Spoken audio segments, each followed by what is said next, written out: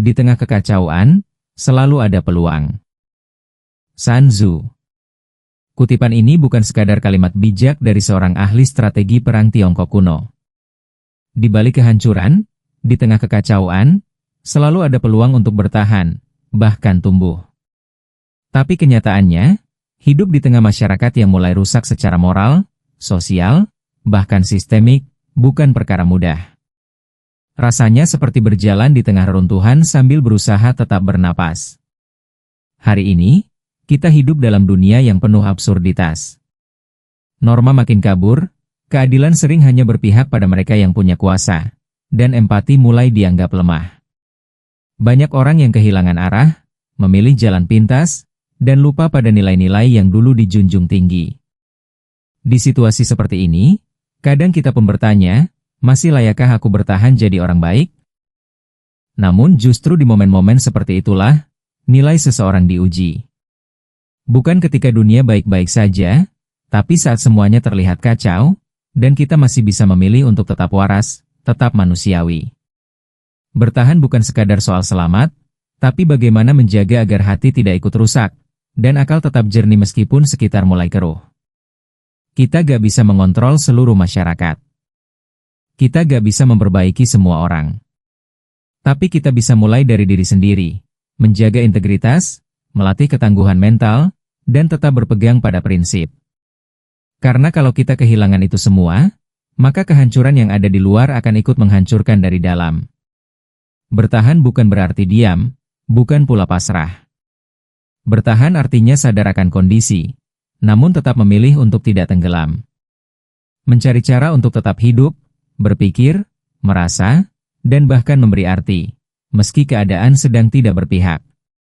Di video ini, kita akan bahas bagaimana caranya bertahan di tengah masyarakat yang hancur, bukan dengan marah-marah, bukan dengan sinis, tapi dengan sadar, tenang, dan terarah. Karena meski kita gak bisa mengubah dunia secepat itu, setidaknya kita bisa menjaga agar dunia dalam diri kita tetap utuh.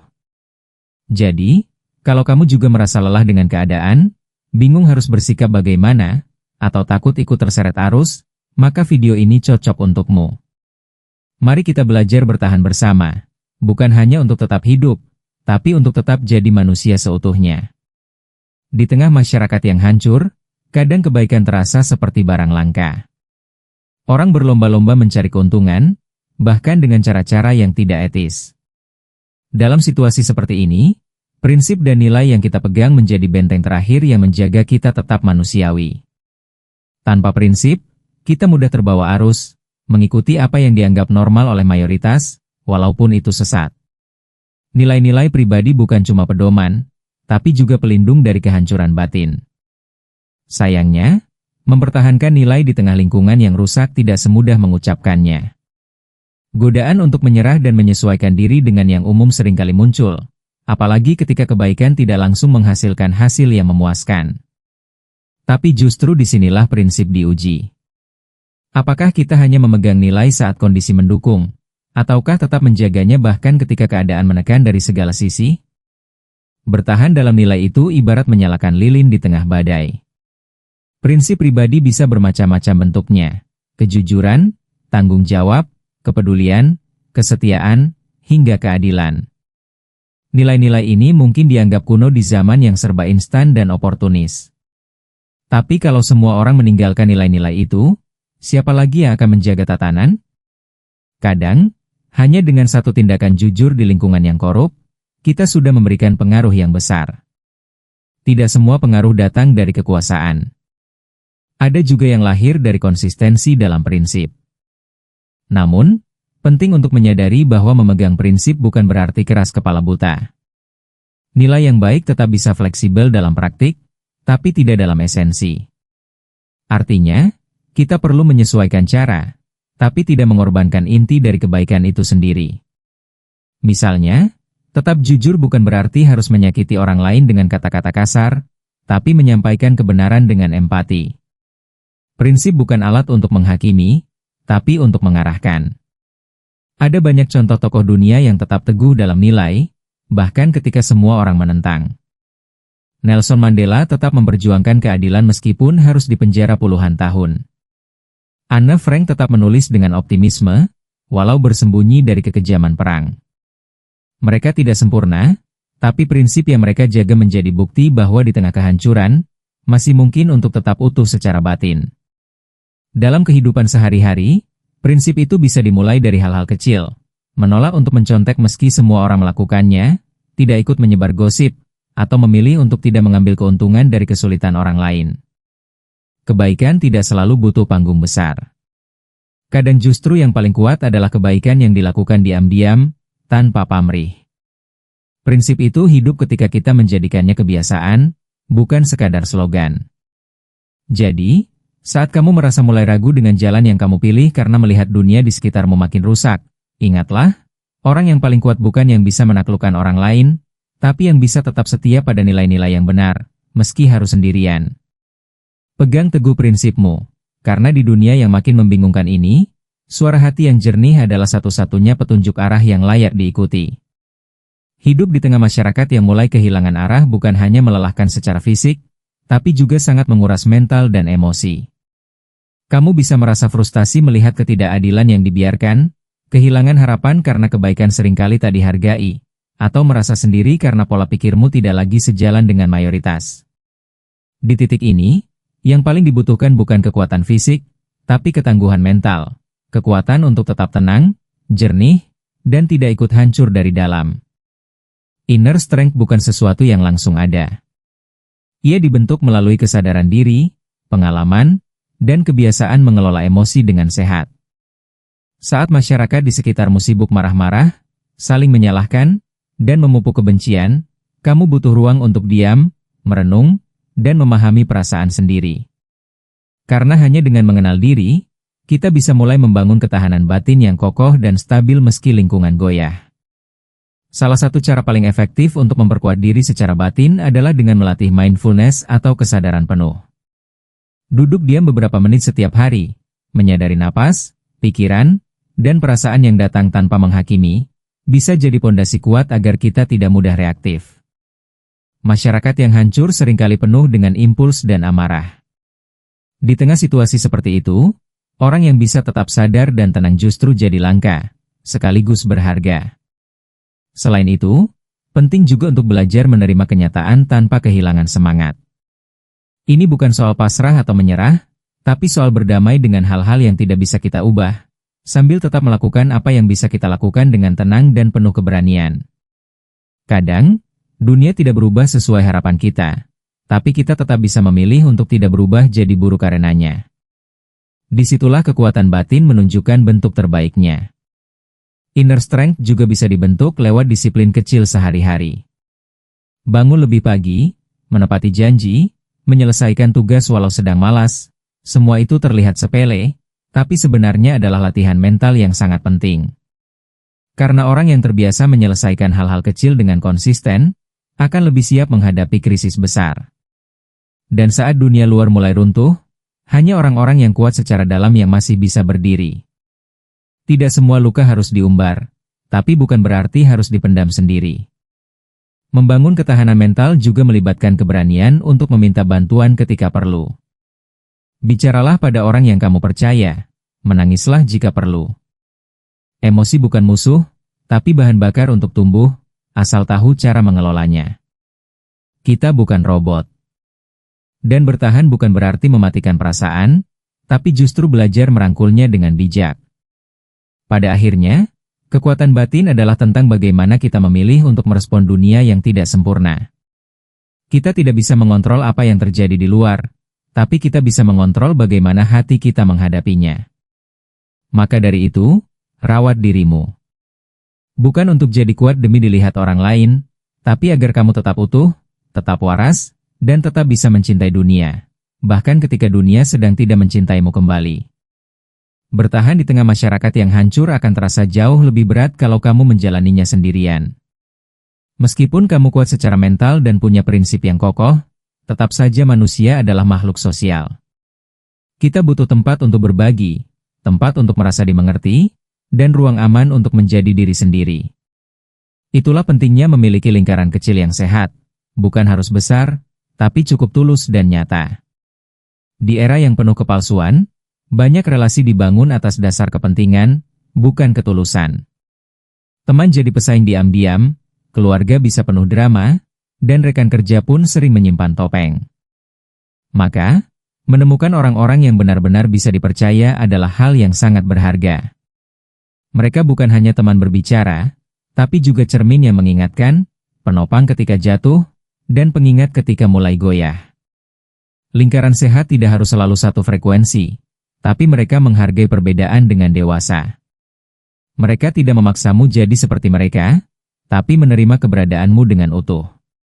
Di dunia yang makin bising dengan komentar-komentar tajam dan kompetisi tanpa akhir, keberadaan satu atau dua orang yang bisa kamu ajak ngobrol jujur tanpa topeng sudah cukup untuk menyelamatkan kewarasanmu. Seringkali, kita berpikir bahwa banyak teman adalah tanda kesuksesan sosial. Tapi di tengah kehancuran, justru terlalu banyak relasi bisa membuat kita kelelahan. Karena tidak semua hubungan memberi energi positif, beberapa malah menyedotnya habis.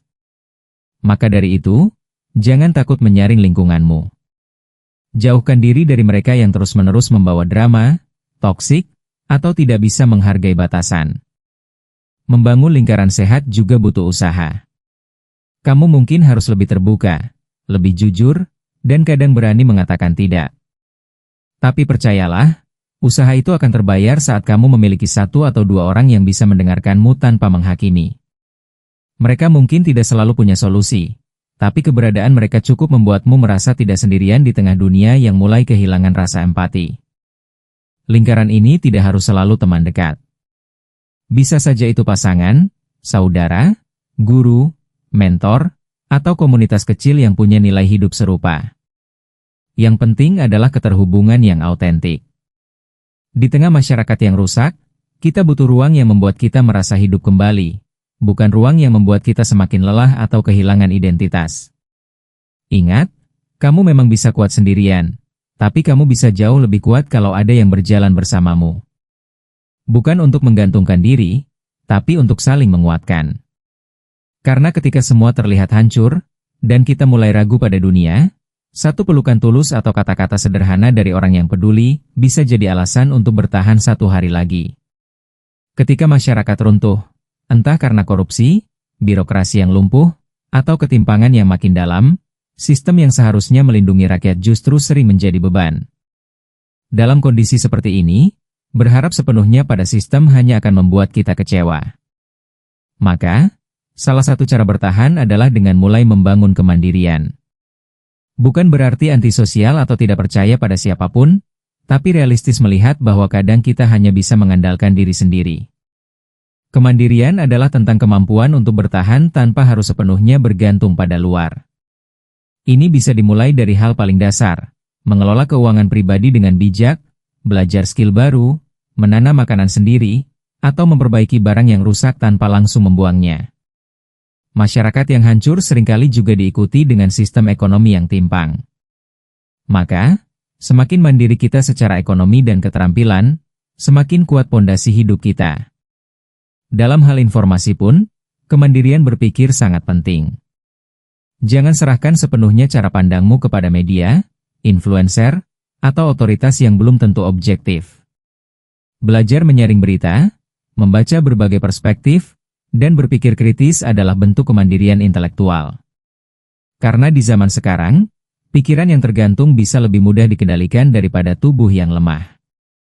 Dan banyak kerusakan sistemik justru dimulai dari rakyat yang tidak lagi berpikir sendiri. Kemandirian emosional juga penting.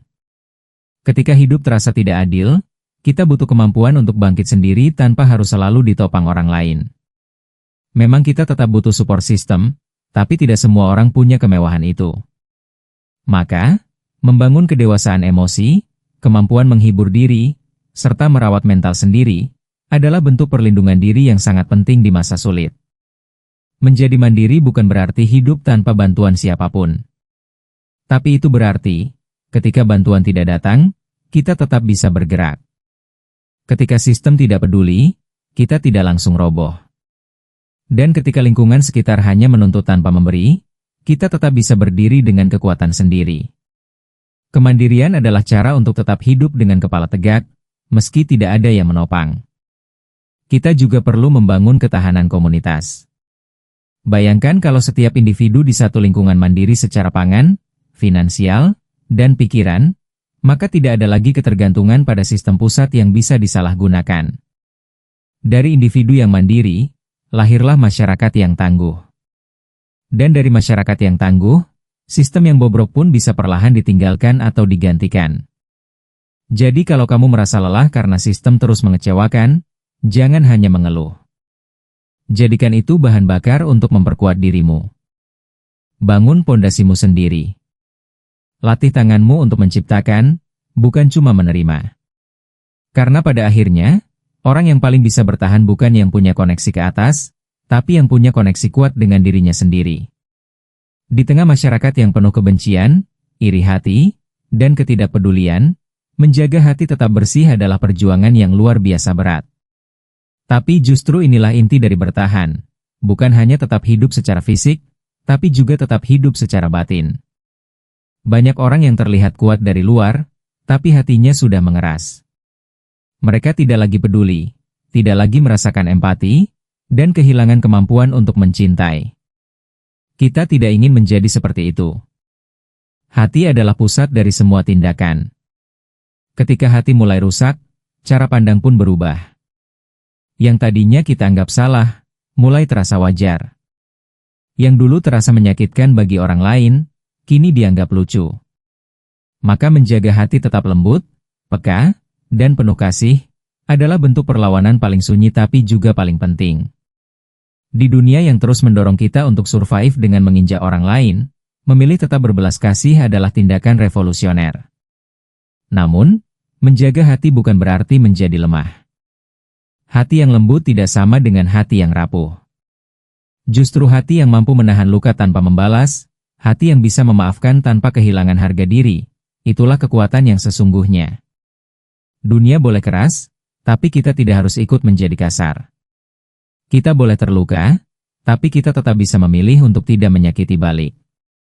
Cara menjaga hati salah satunya adalah dengan menjaga apa yang kita konsumsi setiap hari, baik dari segi informasi, hiburan, maupun pergaulan.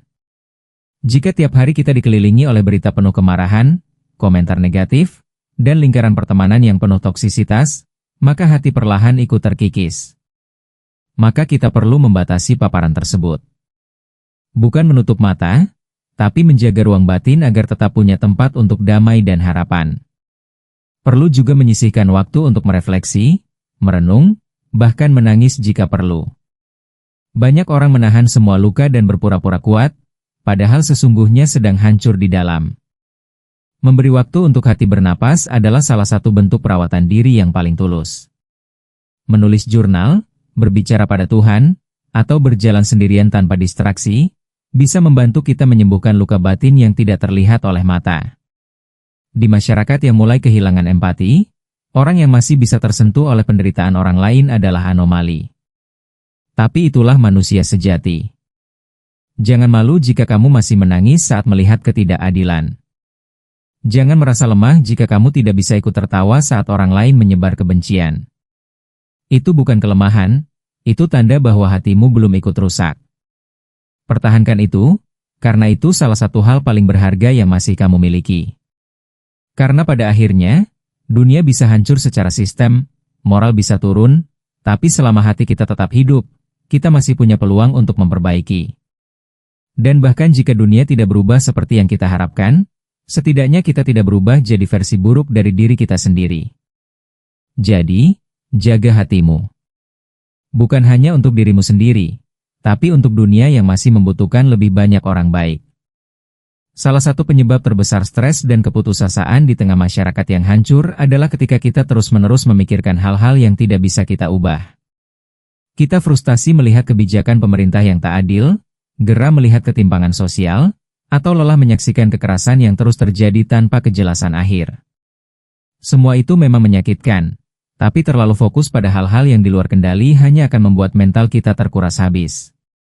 Filsuf Stoik seperti Epictetus pernah berkata, yang merusak manusia bukan kejadian di luar, tapi cara kita meresponnya.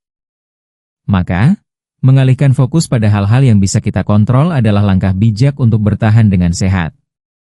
Kita tidak bisa mengubah dunia secara langsung, tapi kita bisa mengubah reaksi kita terhadap dunia. Kita bisa memilih untuk tetap tenang, tetap berpikir jernih, dan tetap melakukan kebaikan kecil meski keadaan tidak mendukung. Fokus pada hal yang bisa dikontrol bukan berarti pasrah atau acuh. Justru ini adalah bentuk strategi. Daripada mengutuki sistem pendidikan yang buruk, kita bisa mulai membaca buku setiap hari. Daripada mengeluh soal ekonomi negara, kita bisa belajar mengatur keuangan pribadi. Alihkan energi dari keluhan ke tindakan. Karena keluhan yang tidak diiringi aksi hanya akan menjadi racun yang memperlemah diri kita sendiri. Kita juga bisa memilih dengan sadar apa yang kita konsumsi setiap hari. Pilih informasi yang membangun, bukan hanya sensasional. Pilih tontonan yang memperluas wawasan, bukan sekadar pelarian. Pilih untuk ikut diskusi yang sehat, bukan debat kusir di kolom komentar. Semua pilihan ini ada dalam kendali kita. Dan setiap pilihan kecil yang kita ambil dengan sadar, bisa menguatkan mental kita perlahan-lahan. Termasuk dalam hal hubungan sosial, kita tidak bisa mengubah sikap semua orang. Tapi kita bisa mengatur siapa yang kita izinkan masuk ke dalam ruang pribadi kita. Kita bisa memilih untuk menjaga jarak dari orang-orang yang menyakiti, dan lebih dekat dengan mereka yang memberi energi positif. Kita juga bisa memilih untuk merespons kebencian dengan sikap dewasa, bukan dengan balasan yang sama. Semua itu kendali ada di tangan kita. Bahkan dalam kondisi paling sulit pun, ada hal yang masih bisa kita atur, pikiran sendiri, sikap sendiri, keputusan sendiri. Dan ketika kita fokus pada itu, perlahan kita merasa punya kekuatan kembali. Kita tidak lagi merasa seperti korban dari kekacauan dunia, tapi menjadi pribadi yang tetap punya kendali, meski hanya dalam lingkup kecil.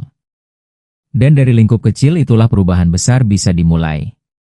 Karena pada akhirnya, kunci bertahan bukanlah menjadi pengendali dunia, tapi menjadi pengendali diri. Fokuslah pada apa yang bisa kamu lakukan hari ini. Mungkin kecil, mungkin tidak terlihat, tapi dampaknya bisa luar biasa. Dunia mungkin tidak akan berubah besok, tapi kamu bisa jadi orang yang berubah hari ini. Dan itu lebih dari cukup untuk tetap bertahan dengan utuh. Bertahan di tengah masyarakat yang hancur bukan soal menjadi sempurna atau tak pernah goyah. Justru, itu adalah tentang bagaimana kita tetap bisa berdiri walau tanah tempat berpijak terus berguncang. Ini bukan perjuangan sekali jadi, tapi proses terus-menerus menjaga agar diri kita tidak larut, tidak ikut rusak, dan tetap punya arah ketika sekitar kehilangan kompas. Menjadi waras di tengah kegilaan adalah sebuah bentuk keberanian yang patut dihargai. Dari membangun kesadaran akan realita, memperkuat mental, menciptakan lingkaran kecil yang sehat, sampai mengembangkan kemandirian dan menjaga hati, semuanya adalah bagian dari proses bertahan. Tidak ada satu solusi ajaib untuk menghadapi dunia yang rapuh. Tapi ketika kita menyatukan semua langkah kecil itu, kita membangun benteng dari dalam. Dan benteng itu jauh lebih tahan dibanding perlindungan luar yang bisa runtuh sewaktu-waktu. Kita juga belajar untuk tidak membebani diri dengan hal-hal yang berada di luar kendali. Saat energi tidak habis untuk mengutuk keadaan, kita bisa lebih fokus untuk memperbaiki apa yang memang bisa kita ubah. Sekecil apapun perubahan itu, entah pada pola pikir, sikap, atau rutinitas, tetaplah berarti. Karena bertahan bukan hanya soal menunggu keadaan membaik, tapi tentang tetap melangkah meski keadaan belum membaik. Semua ini tidak selalu mudah. Ada hari-hari ketika kita merasa ingin menyerah, merasa sia-sia, atau merasa sendirian. Tapi di momen seperti itu, penting untuk mengingat bahwa kita tidak sendiri dalam perjuangan ini. Banyak orang di luar sana juga sedang berusaha yang sama. Dan jika kita bisa menjadi pelita kecil bagi sesama, kita bukan hanya bertahan, tapi juga membantu orang lain untuk ikut kuat. Menjadi pribadi yang tetap sehat, sadar, dan berempati di tengah masyarakat yang kehilangan itu semua, adalah kontribusi yang nyata. Kita mungkin tidak bisa menyelamatkan dunia, tapi kita bisa menyelamatkan diri kita sendiri. Dan dengan menyelamatkan diri sendiri, kita menciptakan ruang aman yang bisa dirasakan juga oleh orang lain di sekitar kita. Itulah cara perubahan sejati dimulai, dari dalam, lalu menyebar perlahan. Jangan remehkan kekuatan satu individu yang tetap hidup dengan nilai. Karena sejarah selalu berubah dimulai dari individu yang tidak menyerah meski lingkungan gelap. Bahkan jika perubahan besar tidak terjadi dalam hidup kita, bertahan dengan utuh di tengah dunia yang retak adalah pencapaian yang layak dihormati. Kita bukan hanya bertahan demi diri sendiri, tapi demi generasi setelah kita, agar tahu bahwa masih ada harapan. Akhirnya, bertahan di tengah masyarakat yang hancur bukan sekadar bentuk perjuangan, tapi juga bentuk cinta. Cinta pada hidup, pada nilai-nilai kebaikan, pada masa depan yang masih ingin diperjuangkan. Maka selama kita masih bisa memilih untuk tetap waras, tetap sadar, dan tetap peduli, itu artinya kita masih hidup sepenuhnya. Dan itu, pada akhirnya, adalah kemenangan tersendiri. Mungkin kamu merasa lelah. Lelah karena terlalu banyak melihat ketidakadilan, lelah karena terlalu sering dikhianati oleh sistem yang katanya untuk rakyat, lelah karena hidup terasa seperti terus mendaki tanpa pernah sampai. Tapi percayalah, rasa lelahmu itu bukan tanda kelemahan. Justru itu bukti bahwa hatimu masih hidup. Karena hanya mereka yang peka yang bisa merasa letih di dunia yang penuh absurditas ini. Ketika dunia luar semakin bising, semakin penuh manipulasi dan kebohongan, tugas kita bukan mengikuti arusnya, tapi menemukan kedalaman di dalam diri. Ada saatnya kita berhenti mencari pengakuan dari luar, dan mulai bertanya, apa yang benar-benar penting untukku? Apa yang bisa kulakukan hari ini untuk membuat diriku tetap utuh, tetap bernilai, dan tetap manusiawi di tengah kehancuran? Kamu tidak harus menyelamatkan dunia, tidak perlu menanggung semua luka yang ada di luar sana. Cukup fokus pada ruang hidupmu sendiri, rawat batinmu, pilih temanmu dengan hati-hati, latih tubuh dan pikiranmu, dan jaga harapan tetap menyala, meski kecil. Karena dunia ini tidak butuh lebih banyak orang kuat yang dingin, tapi lebih butuh orang-orang lembut yang tahan banting. Jika suatu hari kamu merasa semuanya terlalu berat, cobalah tarik napas dalam-dalam. Ingatkan dirimu bahwa kamu sudah berjalan sejauh ini. Kamu pernah terluka, kecewa, bahkan hampir menyerah, tapi kamu tetap di sini.